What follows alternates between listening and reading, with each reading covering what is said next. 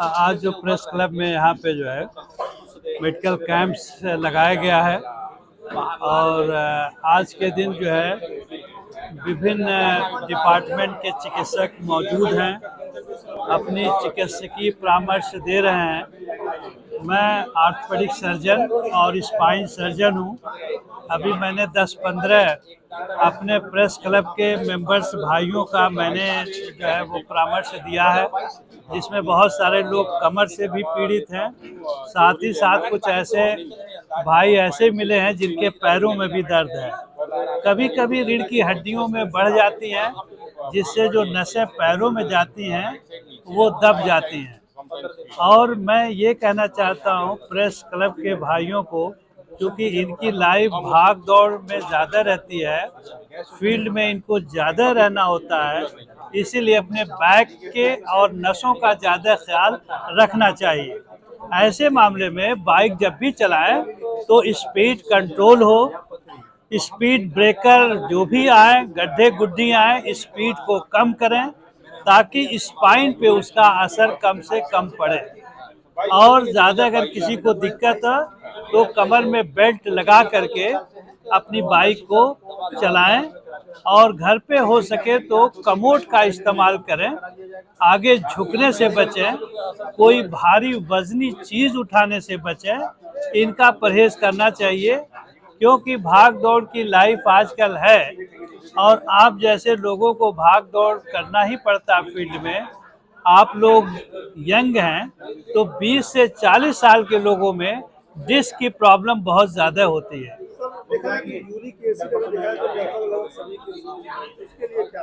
Uric acid जो है वो ज़्यादातर लोगों में अक्सर बढ़ी रहती हैं और यूरिक एसिड की वजह से भी एक गठिया हो जाती है शरीर में, जिसको हम लोग गाउट कहते हैं।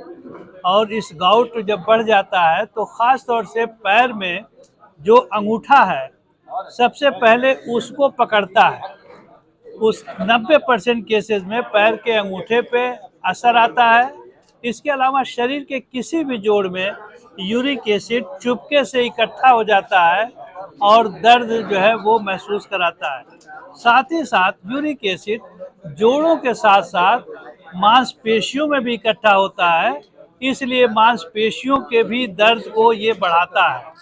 साथ ही साथ मांसपेशियों के दर्द के लिए कैल्शियम, विटामिन D3 की कमी भी वजह से दर्द को बढ़ता है। इसलिए यूरिक एसिड जो कहा जाता है रेड मीट में इसकी अधिकता होती है। मैं यही सलाह देता हूँ कि रेड मीट को कम से कम खाएं और ख़ास तौर से ड्रिंक लेना और एग्जर्शन और टेंशन से बचें, तो यूरिक एसिड शरीर में कम रहेगा और तकलीफ कम होगी। धन्यवाद। देखिए, आज बहुत ही अच्छी दिन है और प्रेस क्लब के तरफ से आज स्वास्थ्य शिविर का आयोजन किया गया है और इसमें हमारे सभी प्रेस क्लब के सदस्य, हमारे भाई लोग और तमाम और भी मरीज जो सुदूर क्षेत्र से आए हैं और हमारे जिला अस्पताल के हर विभाग के विशेषज्ञ चिकित्सक लोग भी हमारे यहाँ मौजूद हैं। हमारे बगल में डॉक्टर रहमत अली सन है जो बेस्ट ऑर्थोपेडिक सर्जन हैं, उनके बगल में डॉक्टर राजन शाही हैं वो बेस्ट ऑर्थोपेडिक सर्जन हैं, उनके बगल में बैठे हैं डॉक्टर DK मौर्य जी हैं वो बेस्ट ENT सर्जन हैं, डॉक्टर BP मल जी हैं वो भी बेस्ट सर्जन हैं और हमारे फिजियोथेरापिस्ट हैं डॉक्टर जो है ओझा जी। तो इन टीम के द्वारा हम सभी जो इस प्रेस क्लब में उपस्थित सभी अपने भाइयों और दूर दराज से मरीजों का स्वास्थ्य परीक्षण किया गया। स्वास्थ्य परीक्षण में मैक्सिमम लोगों को ब्लड प्रेशर, शुगर, थायराइड के मरीज के केस आए हैं, जिनका स्वास्थ्य परीक्षण करने के साथ कैसे इनका इलाज करना है, कैसे स्वस्थ रहना है, उनका लाइफ स्टाइल, फूड हैबिट और जांच कराने की बता दी गई है। और ये भी कहा है कि आप समय समय से दवा लेते रहें और समय समय से अपने चिकित्सक से परामर्श लेते रहें। और आज बिल्कुल आज की ज़िंदगी बहुत भागदौड़ वाली है, हर व्यक्ति व्यस्त है। उस व्यस्तम समय में से अपने समय को अपने स्वास्थ्य के लिए कम से कम सुबह में 40 से 50 मिनट जरूर निकालें और योगासन करें, अपने खान पान पर, सेहत पर ध्यान दें, फ्रेश फ्रूट्स लें, ताज़े फल का सेवन करें, हरी सब्जियों का सेवन करें, साथ में जितने ऑयली स्पाइसी चीज़ों को जितना कम हो लें, फास्ट फूड, जंक फूड का सेवन कम करें, उचित मात्रा पानी जरूर लें, पानी की कमी न रखें, और अगर किसी तरह की परेशानी होती है तो सरकारी चिकित्सालय में जाके परामर्श लें।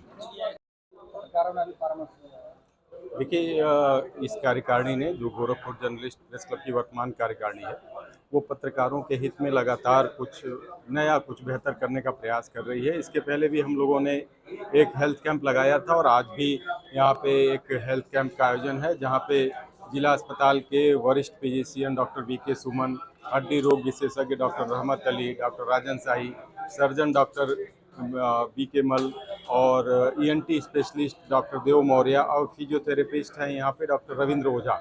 ये लोग यहाँ पे आए हुए हैं, पत्रकारों को और उनके परिजनों को परामर्श दे रहे हैं। जिनको जिस भी तरह की दिक्कतें हैं वो संबंधित चिकित्सकों को दिखा रहे हैं, उनसे परामर्श ले रहे हैं, और यहाँ पे जो डॉक्टरों की तरफ से कुछ दवाएं भी उपलब्ध कराई गई हैं, वो दवाओं का वितरण भी निःशुल्क किया जा रहा है।